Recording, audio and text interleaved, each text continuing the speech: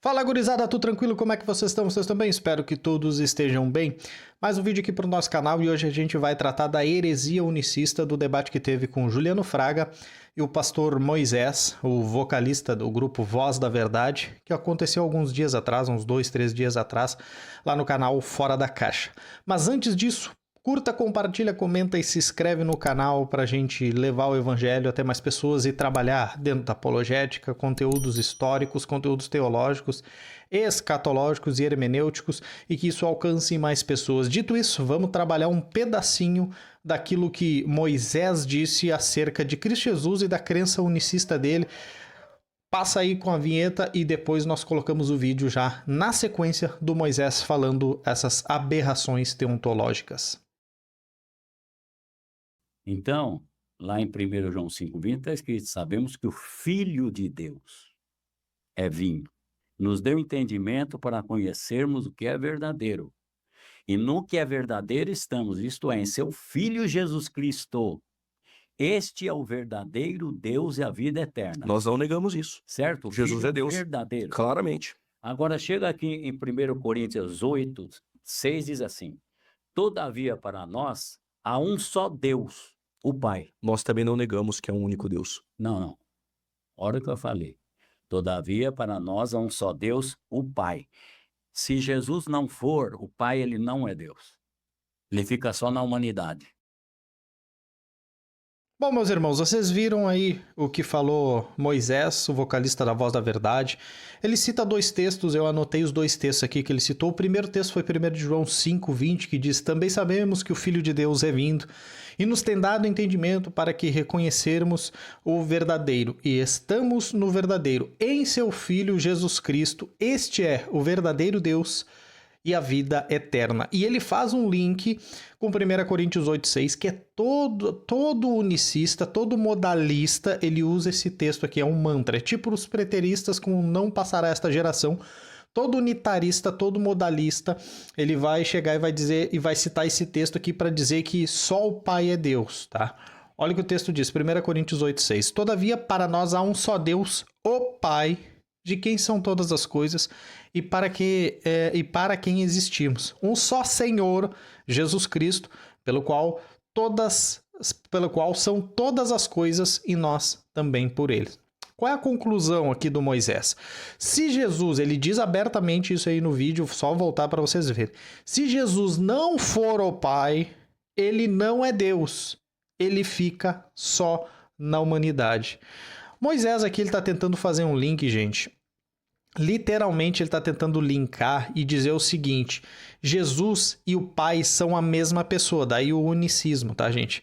Então ele joga 1 de João 5 com 1 Coríntios 8,6 para tentar dizer no debate contra o Juliano Fraga que Jesus e o Pai são a mesma pessoa. Eu vou abrir um parêntese aqui porque tem o modalismo 2.0 que está sendo ensinado aí na internet e graças a Deus muitas poucas pessoas aderiram a isso, graças a Deus por isso. Cristo preserva a sua igreja dos ataques de Satanás, que tem uma seita aí chamada monoteísmo absoluto, que diz que 1 Coríntios 8,6 afirma que só o Pai é verdadeiramente Deus. Eles não dizem que Jesus e o Pai são a mesma pessoa, por isso que é 2.0, é melhorado. Ele diz que Jesus é Deus porque o Pai, que é a divindade, está nele. Notou um pouquinho da diferença? Para o Moisés, ele diz: se Jesus não for o Pai, ele não é Deus, fica só na humanidade.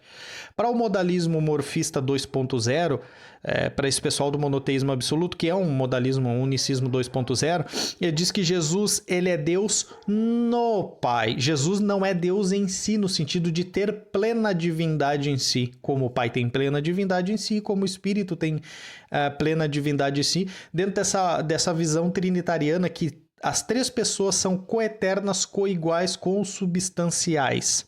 Não é assim que eles veem. Eles veem que Jesus é Deus porque o Pai está nele. Notou que é uma sutil diferença? Para o Moisés, Jesus ele é o Pai. Para o suposto monoteísmo absoluto, Jesus é Deus no Pai. Entendeu que tudo depende da pessoa do Pai? Jesus ele não é Deus. Ele não é plenamente Deus. Ele é porque o Pai está nele. Para o Moisés, Jesus é Deus porque Deus, ou a pessoa do Pai, e Jesus são a mesma pessoa. Notaram que é uma sutil diferença entre as duas vertentes? Então vamos trabalhar agora, gente, um pouquinho da visão panorâmica contextual, tanto de 1 João capítulo 5 e 1 Coríntios 8:6, e vamos ver se ambos os textos foram escritos para ensinar que só Deus, só o Pai é verdadeiramente Deus, ou se Jesus é Deus porque é a mesma pessoa do Pai. Vamos analisar agora os textos. Vamos tratar então, gente, de 1 João 5:20, tá, gente? Primeira coisa que a gente tem que ter em mente quando a gente vai utilizar um texto bíblico, tá? É usar o texto da forma como que o autor original usou. Qual era a intenção do autor? Qual era a intenção de João, do apóstolo João, quando escreveu 1 João 5? Já vamos começar desmistificando muita coisa. Moisés usou esse texto aqui para tentar fazer um link com 1 Coríntios 8:6 para dizer que Jesus e o Pai são a mesma pessoa. A pergunta que nós temos que fazer, assim, quando usamos um texto, é a seguinte: será que o autor bíblico escreveu o que escreveu, tentando mostrar que o Pai é a mesma pessoa do Filho?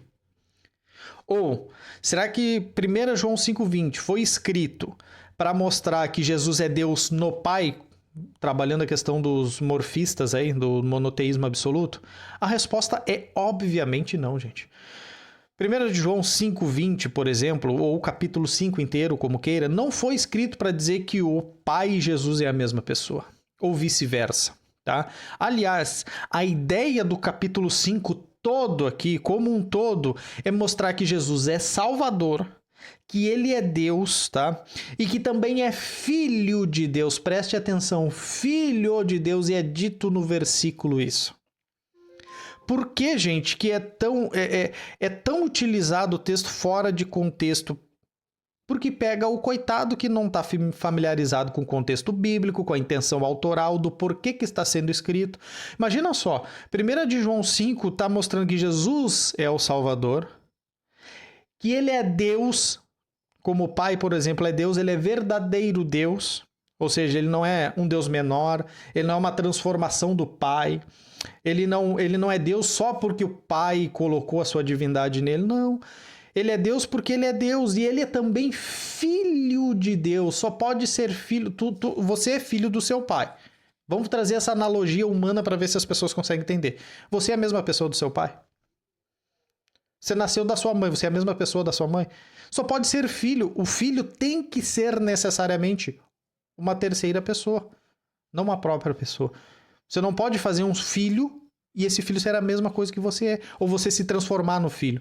Então não tem lógica o unicismo aqui nesse texto, e nem a questão da morfia, né, desse suposto monoteísmo absoluto, porque o contexto é esse, é chamar Jesus de Salvador, é chamar Jesus de Deus, verdadeiro Deus, e dizer que Jesus é Filho de Deus.